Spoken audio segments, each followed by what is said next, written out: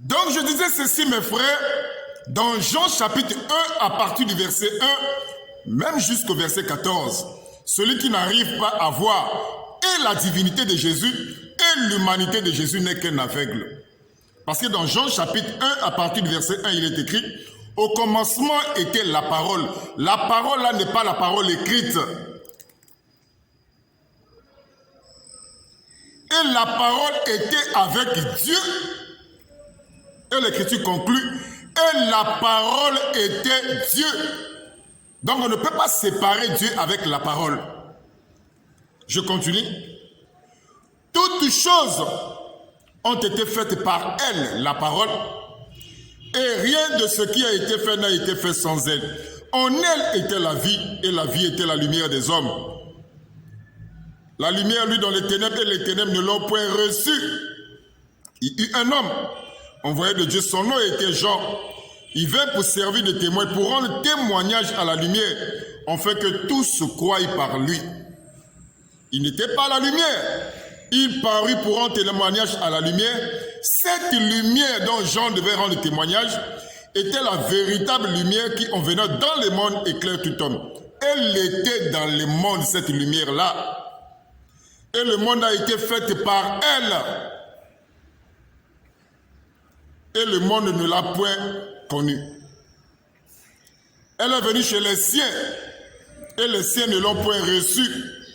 Mais à tous ceux qui l'ont reçu, à ceux qui croient à son nom, elle a donné le pouvoir de devenir enfants de Dieu. Lesquels sont nés non du sang, ni de la volonté de la chair, ni de la volonté de l'homme, mais de Dieu. Écoutez le verset 14. Et la parole s'est fait chair. Dans la traduction que vous avez, il est écrit « Et la parole a été faite chair ». Ça, c'est une mauvaise traduction. Mais dans la bonne traduction, il est écrit « Et la parole s'est fait chair ». Donc, lorsque la Bible dit « Et la parole s'est fait chair », là, nous avons affaire à l'humanité de Jésus-Christ. Voyez-vous? Donc, celui qui n'a pas la révélation, celui qui ne comprend pas le texte de Jean chapitre 1, à partir du verset 1, n'est qu'un aveugle. Parce que lorsqu'on parle de la parole, il s'agit de Dieu lui-même, il s'agit du Seigneur Jésus-Christ. C'est lui qui est la parole de Dieu. Et dans le livre d'Apocalypse chapitre 19, pour ceux qui doutent que Jésus n'est pas la parole de Dieu, Apocalypse chapitre 19, à partir du verset 11, il est écrit « Puis j'ai vu le ciel ouvert, et voici parut un cheval blanc. Et celui qui le montait s'appelle Fidèle et Véritable. Et il juge et combat avec justice. Ses yeux étaient comme une flamme de feu, et sur sa tête étaient plusieurs diadèmes. Il avait un nom écrit que personne ne connaît, si ce n'est lui-même. Et il était revêtu d'un vêtement teint de sang. Son nom est la parole de Dieu. Vous voyez que la parole, d'abord, ce n'est pas la parole écrite. Lorsqu'on parle de la parole de Dieu, il s'agit de Dieu lui-même. On ne peut pas séparer Dieu avec la parole. C'est comme dans l'Ancien Testament, dans les psaumes 107, à partir du verset 20, il est écrit « Il envoya sa parole », c'est-à-dire Dieu envoie sa parole et les guérit. Donc la parole de Dieu, c'est Dieu lui-même. Contrairement à ce que les musulmans disent, la parole de Dieu, c'est Dieu lui-même. Comme on ne peut pas séparer un homme avec sa parole, on ne peut pas séparer aussi Dieu avec sa parole. Et Jésus-Christ, c'est la parole de Dieu qui a pris une forme humaine. Lorsque la parole prend la forme humaine, on l'a appelé Fils de Dieu.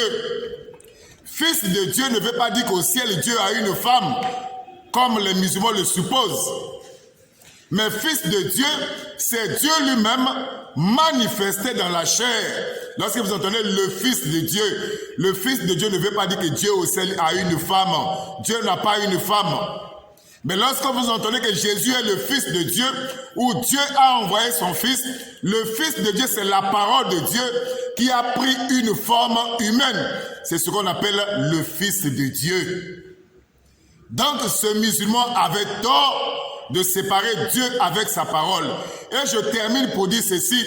Il y a la parole écrite. Lorsqu'on dit au commencement était la parole, on ne parle pas de la Bible, on ne parle pas de la parole écrite. On ne parle même pas aussi de la parole parlée.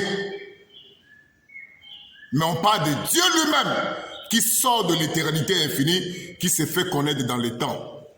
Que Dieu vous bénisse et que la grâce de Dieu soit avec vous. Mes frères, celui qui n'a pas la révélation de Jean chapitre 1 à partir du verset 1 qui dit qu'au commencement était la parole était avec Dieu et la parole était Dieu. Celui qui n'a pas la révélation de cette écriture, c'est un aveugle. Que Dieu vous bénisse. Amen.